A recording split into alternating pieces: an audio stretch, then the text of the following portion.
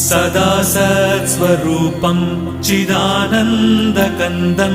जगत्सम्भवस्थानसंहारहेतुं स्वभक्तेच्छया मानुषं दर्शयन्तम् नमामीश्वरं सद्गुरुं साईनाथं नमामीश्वरं सद्गुरुं साईनाथम् भवध्वान्तविध्वंसमार्ताण्डमीड्यं मनोवागतीतं